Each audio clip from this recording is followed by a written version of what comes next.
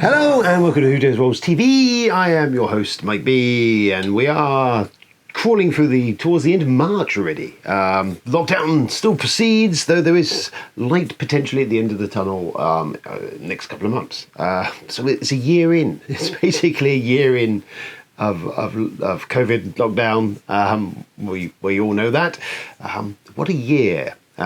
So it's been about 6 months since I actually played a physical ball game. I think, yes, and I'm getting the shakes. But yes, maybe there's some light at the end of the tunnel.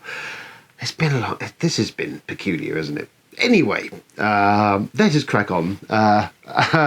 So, just a quick update in regards to the trolling behaviour. I did have a response from Xenophobia in regards to his thing. When he finally acknowledged he had got the wrong might be, and that if I was happy enough, I could pass on his comments to said person. But he still stood by everything he said. I did intend, as a retort, to send a link to the video. But sadly, he has blocked me, so I am unable to do said thing, which is a shame. But yeah, he's out there still doing whatever dark, mysterious deeds he's doing. Twat. Anyway, news. So, actually played. No, news played. Played. What have we played? What's Mike played? I really want to know what Mike's played. What you played, Mike? Oh, and you other guys. Not a lot. Well, stuff. So, Hearthstone, played a bit of that. Actually went back into that, which a new season of that is due, I believe, this week. Possibly. Some new cards and stuff and big shake-up and things and gubbins and doodad. Still back a bit of Hearthstone, not playing as much as we were, but enjoyed playing that the other night. And we've been playing more, been digging into more Board Game Arena actually, which is something I've had the full membership for a while. And we've dabbled in, but the last few weeks we've been dabbling more so. It's still quite light affair. Would quite like. I hope there's more titles going to go on there, but there's a few that I want to look at. But yes, bit of that, a bit of the other.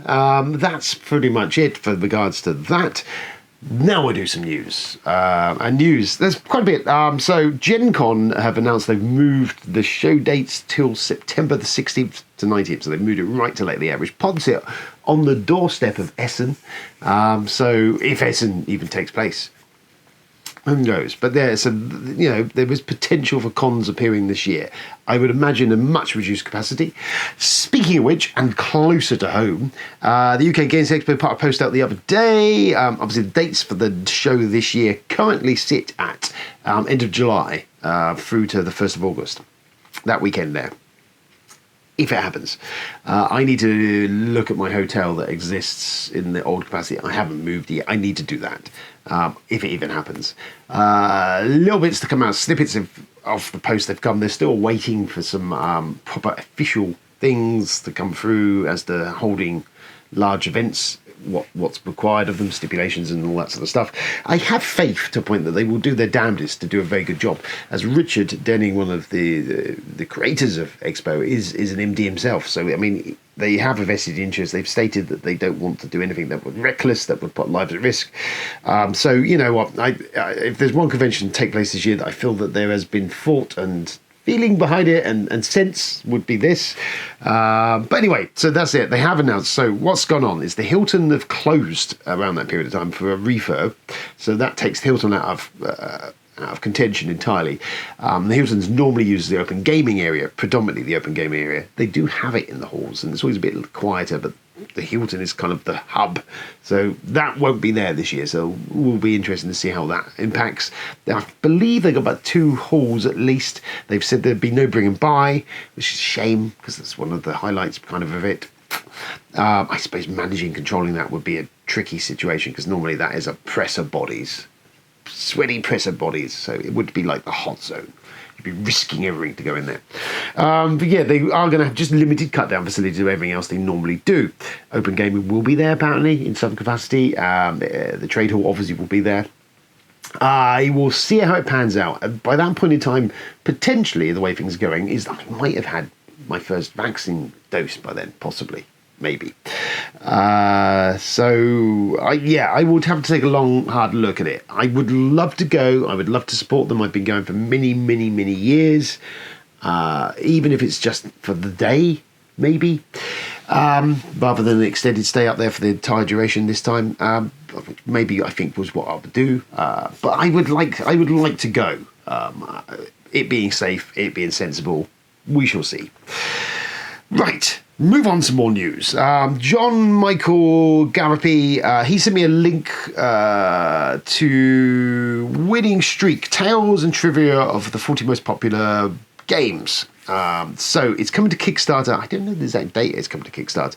It is the top 40 games from a site called Ranker. I've not been to said site. I presume it's kind of a bit more broader reaching area, because having skimmed, I haven't read the entire book. He has sent me a link to PDF to the book. I had a little look at it. It is kind of designed specifically as a bit of a light throwaway-ish read on the bog type style of affair, sort of shortish articles, insightful commentary on some things. He's written, I think, for bits and pieces of movies and video game stuff, so it's coming at a very much more lighter fare, though bits and pieces I've dived into. He seems to know most of his stuff. So just a couple of little deviations. He goes off down the road around the Clue movie and video game movie adaptations. There's a little bit on that.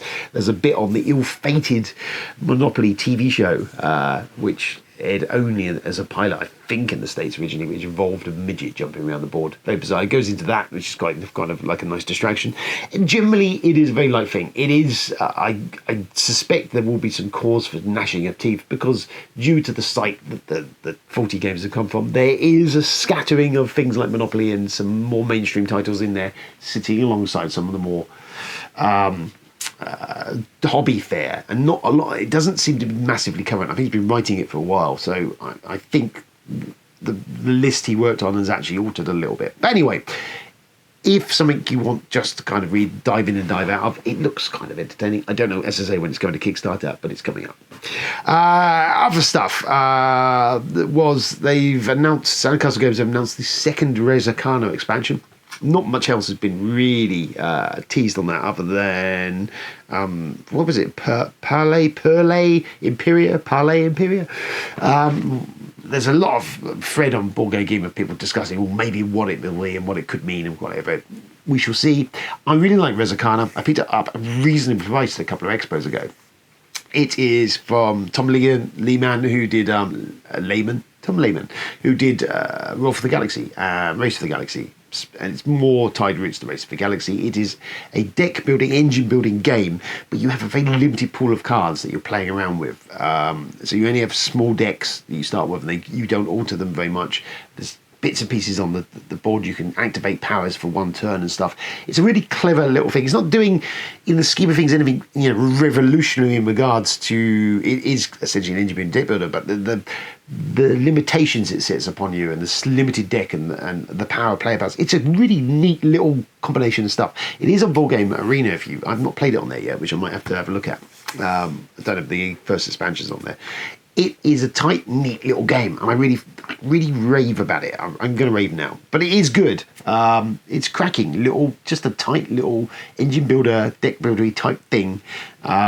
Plays really relatively quickly, easy to pick up, but I think there's a lot of meat in that small box, and with the expansion even more. And it's a bit of it's got been under the radar for a while. If you see it reasonably priced, pick it up, because I recommend that. It's really good fun once we can sit around and play board games. Cosmos are celebrating the 5th anniversary of the Exit game series. 5 years they've been around, apparently. I've only ever played the first one, of Secret Lab, and I've only ever played the first Unlock. I liked them, but yeah, I preferred Unlock, I think, to a degree. I liked what that was doing, and there was less destruction of products and bits and pieces, which I'd have no issue with the legacy type stuff. But yeah, it was just a bit easier to play and get the kids into. And maybe revisit them at some point, because I know they did the Star Wars Unlock. Anyway, they are doing a 5th anniversary release. They've announced Shadows over Middle Earth, so it's a licensed thing, We had Star Wars with Unlock, so they appear to be doing a Lord of the Ringsy type thing. We shall see. That's all I've got to go with. And then David Thompson, designer of War Chest and Undaunted. There's a bit on BGG I was looking at, which is For What Remains, which is a post-apocalyptic, I think it's a chip-pulling skirmish game. But if only 1 to 2 players. There's a free games coming out of it, which can be played separately or as a campaign. I was really enticed initially with the post-apocalypse, chip-pulling, skirmishy stuff. It looks kind of cool. 1 to 2 players is kind of what I bash my head up against that, because I just don't play very many 1 to 2 player games, which is the only frustration or thing. So there was that. What else? That's pretty much it. Other than the weekend just gone, me and son number 1, we settled down to watch the Snyder cut of Justice League. Now, quick catch-up assignment for us all. If you're unaware of what I'm gibbering about, other than if you know of Justice League, in 2017, Justice League was released, was a turkey for all intents and purposes, and pretty much killed the DC Extended Universe, which was Warner Brothers' attempt to catch on the tails of the Marvel and their cinematic universe, which they've been doing over many years. DC kind of tried to shortchange it and do it in the space of about 3 or 4 movies. And the feeling was, anyway, Justice League came out. It was originally directed by Zack Snyder, who had done Man of Steel and Batman vs Superman, and was kind of allegedly architect behind the scenes to a certain extent of the DC Extended Universe, and he had these master plans. However, due to personal tragedy, he and his wife stepped off after the filming of the project. Joss Whedon was brought in.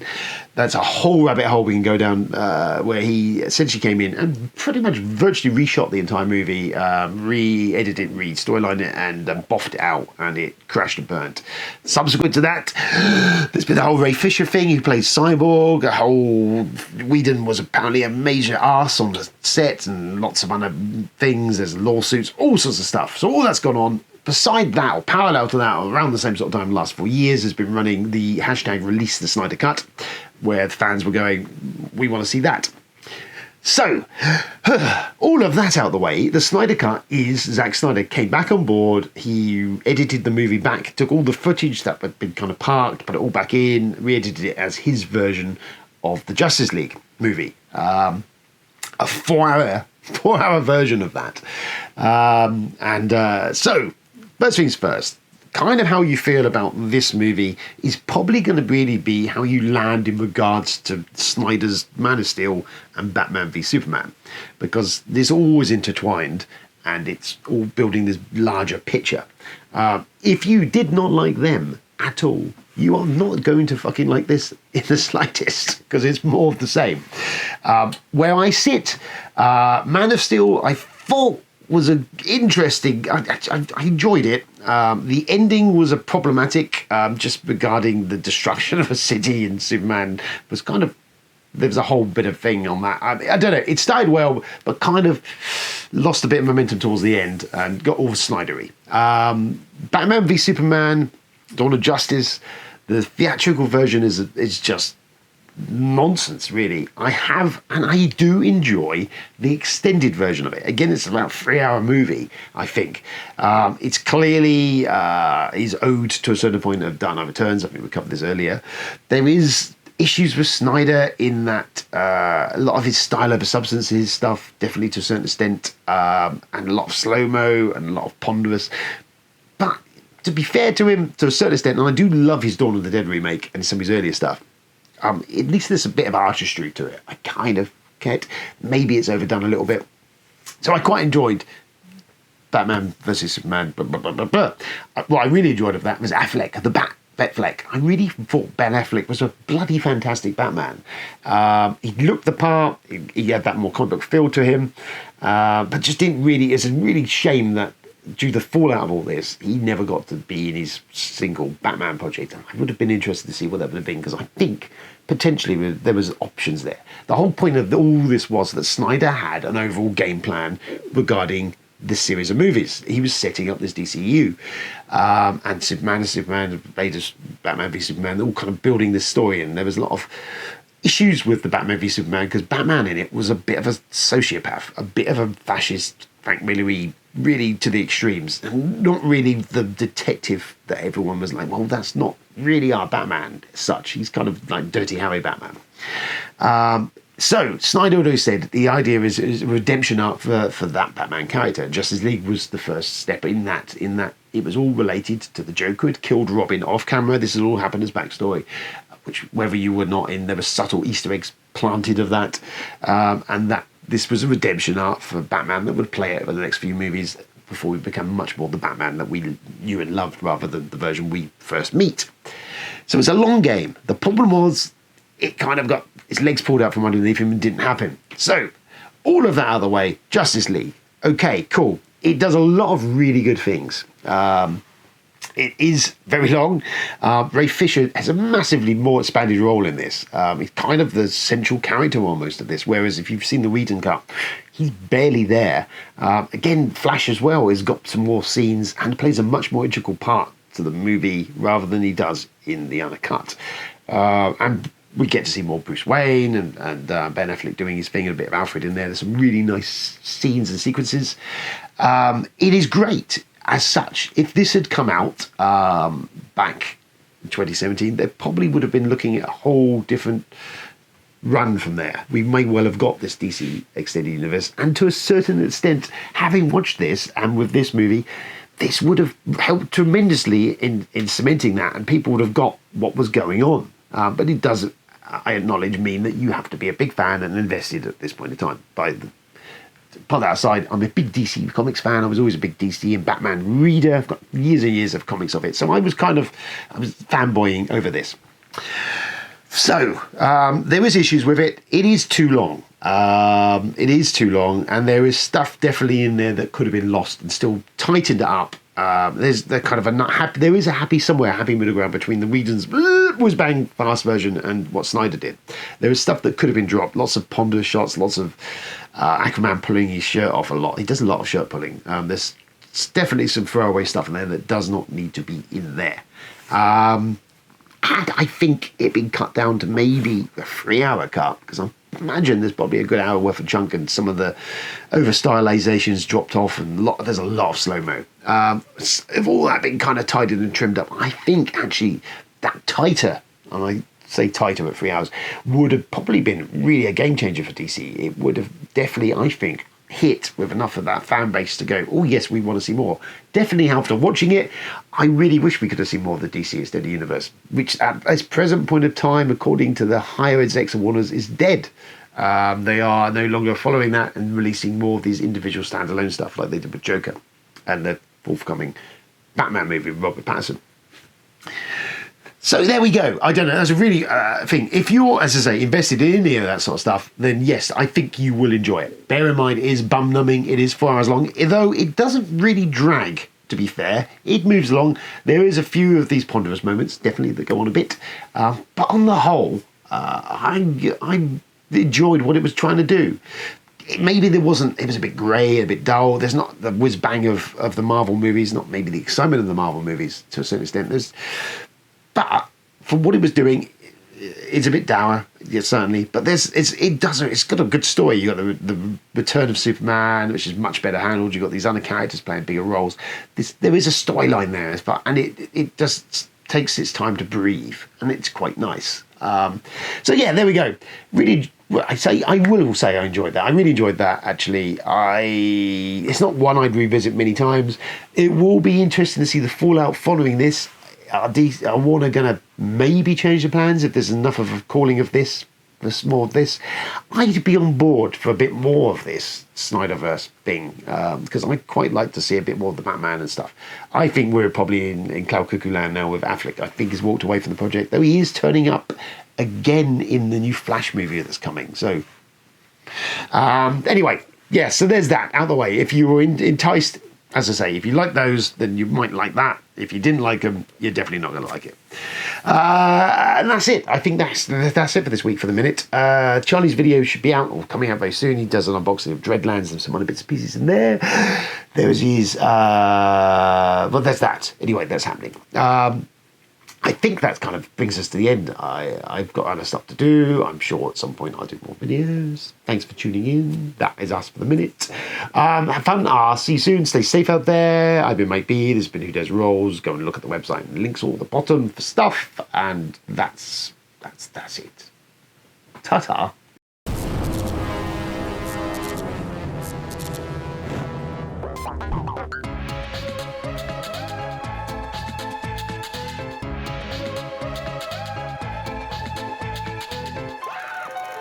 Bye.